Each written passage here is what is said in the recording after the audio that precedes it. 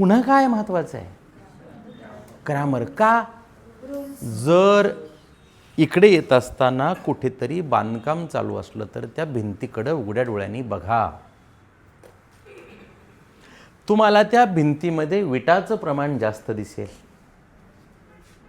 भिंती बांधत असताना कधी बघितल्यात का? बघितल्यात?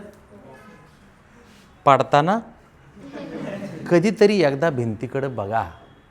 जर भिंत तुम्ही पाहिली तर तुम्हाला अशा प्रकारच्या विटा दिसतील. Isn't it? आणि याच्यामध्ये थोडे थोडे सिमेंटचे थर दिसतील.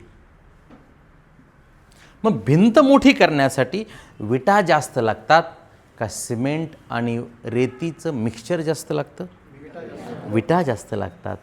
म्हणून विटा हे त्या भिंतीसाठी जशा महत्त्वाच्या आहेत तशा आमच्या भाषेचे शब्द म्हणजे आमच्या भाषारूपी भिंतीच्या विटा आहेत. Clear? So vocab is a building block. आणि जसं सिमेंट वाळूचं मिक्सचर आहे त्याचं प्रमाण कमी आहे तेवढंच आम्हाला ग्रामर लागतं. किती सोपं करून सांगितलं मी? किती सोपं करून सांगितलं? हां.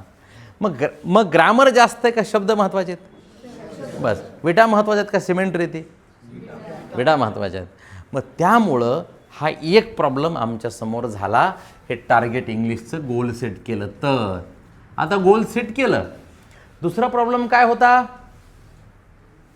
हे टेक्निकल प्रॉब्लेम्स बघितले. दुसरे कोणते प्रॉब्लेम्स आहेत आमचे?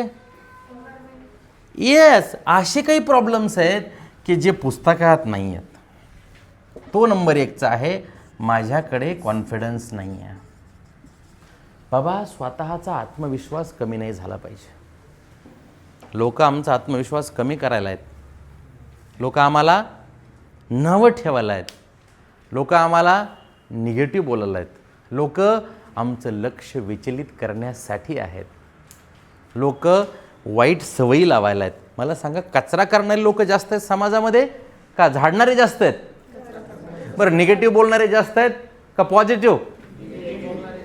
अरे, निगेटिव्ह बोलणारे जास्त आहेत म्हणून तर मोटिवेशनल स्पीकरचा जन्म झाला.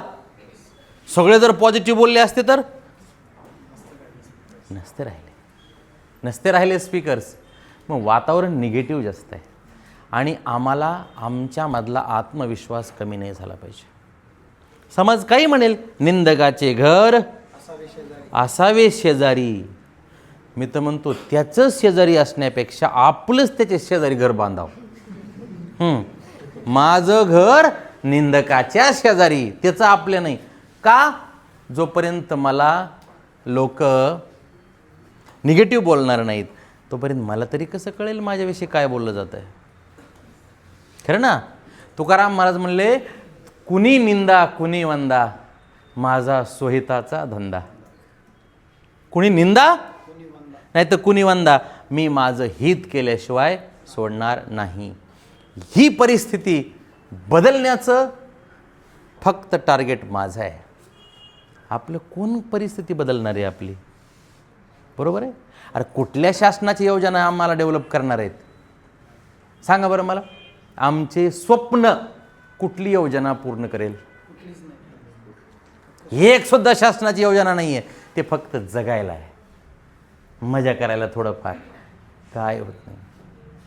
स्वप्न पूर्ण करायचे असतील तर आम्हाला शासनाच्या योजनेवर अजिबात अवलंबून न राहता आम्हाला आमच्या मनगटात ताकद पाहिजे की मला माझे स्वप्न पूर्ण करण्याची शक्ती आली पाहिजे. जोपर्यंत येत नाही तोपर्यंत मी थांबणार नाही. तो आत्मविश्वास. काहीच फरक पडत नाही. लोक म्हणणार आहेत, कुठं इंजिनिअरिंग करून नोकऱ्या आहेत म्हणत नाहीत लोक. तुम्ही काही बी करा, लोक म्हणणार त्याच्यात फ्युचर नाही. तुम्ही लॉला ॲडमिशन घ्या, लोक म्हणतात वकिलाला बी काही फ्युचर नाही. बरं, कुणी धंदा टाकला, लोक म्हणतात आजकाल कुणी बी उठलं की धंदाच टाकायला लागले. क्लास टाका, ते म्हणणार एवढेच क्लासेस झालेत. खरं आहे का नाही? सकारात्मक बोलणारी माणसं कमी आहेत. आपल्याला लोकांच्या निगेटिव्ह विचारांकडं 100% दुर्लक्ष करायचं. तुम्हाला हे सुद्धा लोक म्हणणार आहेत की क्लास लावून इंग्लिश येत नसते. मुद्दाम काही म्हणणार आहेत. सांग बरं काय आलं ती मुद्दाम. हा आत्मविश्वास आम्हाला डेव्हलप करायचा आहे.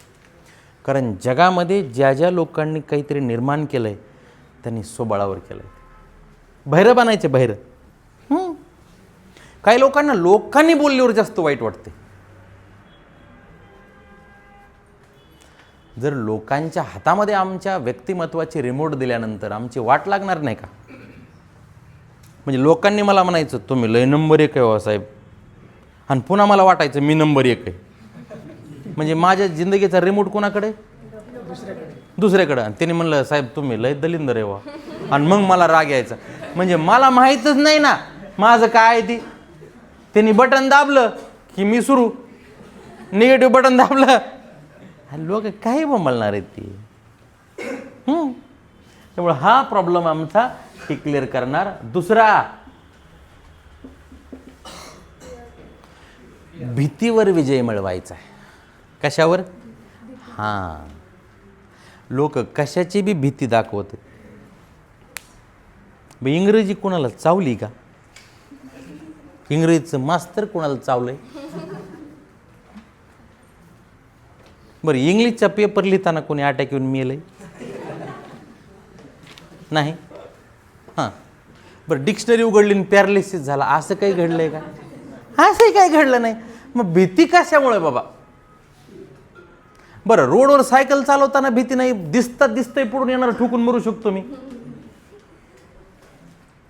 बरं, गाडी चालवताना असं वाटतं की पुढचा आला तर ठोकलं तर माझं ओके कार्यक्रम होणार आहे माझा म्हणून, तरी मला तिथं भीती वाटत नाही. खरं आहे की नाही? बरं, गॅसच्या बाजूला उभं राहिल्यानंतर त्या काकूला 100% माहिती आहे की जर ह्याचा स्फोट झाला तर मी मरणार आहे.